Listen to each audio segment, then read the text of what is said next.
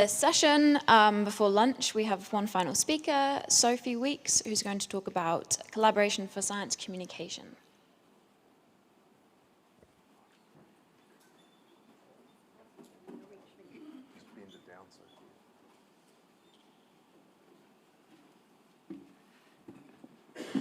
Thanks, another short person. Just before I start, can I just ask if you've seen this publication before, could you stand up? You'll recognize it immediately if you've seen it before. You don't need to read the title. Not very many of you. Okay, well that's very illuminating. So, first I'd like to thank the organising committee, including Florence, who's been very patient and helpful with me, and SCAR in general for inviting and supporting Polar Educators International, which is just me, unfortunately, today, to speak here. I'm Sophie Weeks. I'm the current president of PEI. I work with a small executive committee, a slightly larger council, and both of us are distributed across the world, and we meet online.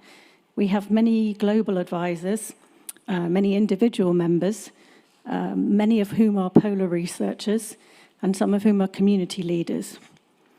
How do I move my slide on? Oh, that way. So, we are all polar educators. And to be a polar educator, you just need to identify as a polar educator. I'm going to go to the next one. And we are a network, a community and a network of practice. And it's quite hard to be that just online. We all have this one thing in common. We educate others in, for and about the polar regions and the planet's cryosphere, and we try to connect that to what happens in the rest of the world. If you do that too, and you want to join our passionate, dedicated, welcoming network of practice, providing credible and incredible, engaging impact for your research, please do join. So here's our mission. We've altered it slightly recently. We've made a point that came out of research that we did, that what we do is connect polar research, education, and the global community. And today I hope to give you a little view of how we do that and how we collaborate to communicate and to create impact. There is a poster in the poster room, and I think it's number 421, if Florence has managed to put a number back on it, because it fell off, with contact details and information, so please do approach me and come and have a chat. So, how many of you have seen this word and this kind of definition? Here's one of the many of what impact is. So I've highlighted something in yellow. And equally relevant, the slight difference or the shift between the idea of moving your knowledge, transferring your knowledge. See, transfer's kind of been dropped a little bit, and it's now mobilized. But there must be a measurable change, a transformative change, in order for it to be impact. So science communication, I really don't want to give you a lesson in this, but can you just put hands up rather than stand up if you've heard this model or seen this model of science communication before? Ooh, also illuminating. Thank you. About 10 of you. Cool. Well, it's been knocking around for quite a while. It's had a few refining bits, and then everyone's got bored of it and just left it be. And it's 3 different forms of science communication. The deficit model is the model where essentially you, as all knowledgeable, intelligent, experienced, skillful people, pour the wealth of your knowledge into the empty vessels that are everybody else. That's deficit. We have the deficit, you have the knowledge. The second model, dialogue, is a little bit more interactive. There's actually conversation, there's two-way conversation between the knowledge holders, as they're defined, and a little bit of recognition that other people have knowledge too. And then the third form has got 3 stars, because I work in education, so you have to give things gold stars, don't you? Is participation, and this is different. This is something like citizen science, where you have scientists and ordinary mortals working together on some kind of research project, but I'll come back to citizen science a little bit later. This is the kind of thing you might find if you dig deep into your own institution's website. There might be some guidance. It's very wordy, and it describes all the things I've just said. So, back to Polar Educators International. I wanted to relate what I said to this book. The full title of it is Polar Science and Global Climate, an International Resource for Education and Outreach, which wasn't very catchy. So it's now known as the Polar Resource Book. It was published during IPY, and it did some of these things. So it began a dialogue, because educators and scientists were exchanging skills and information and working together and co-created resources. So they worked together to co-create the resources in this publication. Was there participation? Well, there was, in the sense that educators went to the conference. Obviously, the scientists went to the IPY conferences. And there wasn't really what you'd describe as participation, because each of those parties remained in their main roles, in their specific jobs. And that's how they stayed. They had 2 different jobs to do. You lot educate the future generations. We do the science, and we can have an exchange. Test. I'll give you 20 seconds. I'm not going to tell you anything, just there's lots of different models here of science going on. I wonder which of those labels you would apply to the different things that you see.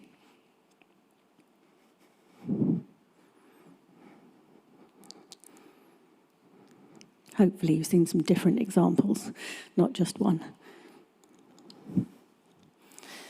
So to the Polar Resource Book, it was unique. It is unique. It was created, as I've said, by educators and scientists as a legacy of the last IPY. It captured lots of energy and lots of enthusiasm, and I think you can feel that in the publication, for education, outreach, and communication. And it provided this practical handbook that lasted beyond the last IPY. These are some of the chapters. Chapter 1 focuses on education. Chapter 2, tips and tricks for science presentations, mostly used by early career scientists, I think. Chapter 3 and 4 really focused on the IPY and the North. So here's a slightly different model of science communication, and I guess what I'm inviting you to do, as I tell you how these models help PEI assess what we do, is that perhaps you can take them away and think about what you do in relation to them. So this model, just has 2 parts. Am I really making a mess of talking now? Transactional and transformative. So, surprise, surprise, a transaction, a little bit like the previous speaker said, is where you give something and you get something in return. But there is not necessarily any change in that dynamic.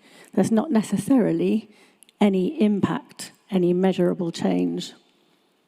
Transformative, on the other hand, there's a massive change, a tangible change. Things shift. Sometimes it makes people very uncomfortable. So just to illustrate this with IPY, transactional, in 2010 and 2012, the educators were invited by the IPY Education Outreach and Communication Committee, yes, there was one, to participate in the conferences. This meant, that the barriers were lowered a little became a bit more permeable between the two different communities, but the boundaries still remained, as I mentioned. But the transformation, I think, I'm part of, standing here in front of you. So educators responded strongly to this call from knowledge to action. We listened throughout the whole of that conference and during our pre-conference workshop to the fact that you scientists were finding out things that were really earth-shattering and life-shattering. And yet no one then seemed to be listening very much. Obviously, things have changed a little bit now.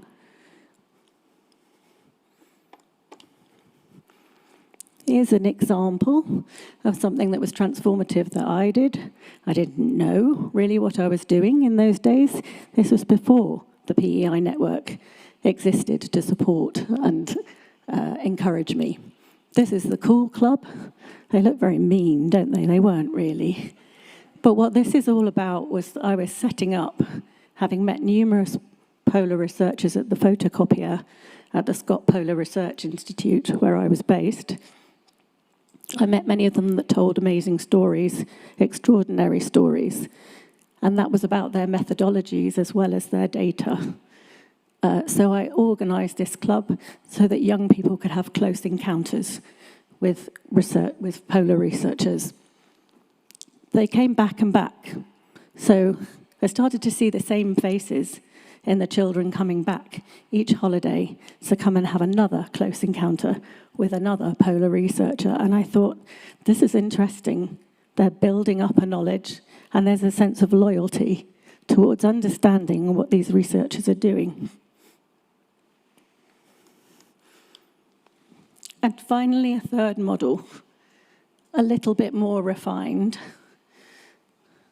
Transactional again. I give you something, you give me something, we're evens. Cooperative, where we're beginning to collaborate with each other, where there's a sense of cooperation, where there may even be a framework for cooperation between, for example, polar educators and scientists. And this third model up here, which I think is where PEI, Polar Educators International, has evolved to today. Communal, to do with community. So when you look at this communal model, it's more than just transformative. There's a legacy. A community is built, relationships are built within that community that are lasting and powerful and transformative. And that doesn't often happen with transaction, unless you go to the same coffee shop every day, I guess. And then you know the person and they know what coffee you like. But most of the time, you pay and then you leave. Cooperative, there are some amazing cooperative projects. And I'm not saying they're awful by any means. There's a great deal of impact there. But the really transformative things happen when the relationships build. So now we come to one of the projects that PEI is embarking on, I'm going to say, in the process of, to update that publication. So I'm not sure it's on this slide, actually, but nobody really knew what happened. They produced all this effort, with all this effort and collaboration and free time given up by scientists and teachers, this book. They printed 4,000, there's one, but nobody knows where it went. And only 5 of you stood up when I asked if you'd seen it. So that's also quite an interesting lesson in what kind of legacy and impact we're looking for from our collaborative education and polar science projects. So we're trying a different model. We have built a partnership with SCAR, IASC, APEX and PEI. Both PEI and APEX were legacies of the last International Polar Year. Both networks, both still surviving. Yes. We have built a joint working group with APEX to foster closer relationships and begin to make a community between our two communities. So I would say that at the moment, the partnership is cooperative. I've told you what that means. Occasionally, it's transactional. So even in the things that we're producing right now, like we're testing out formats for the education resources, we're still just plonking them on our website. And that's not because that's what we want to do, that's because we've got no money to do anything else. But we are hoping that technology can support interaction on a global scale somehow.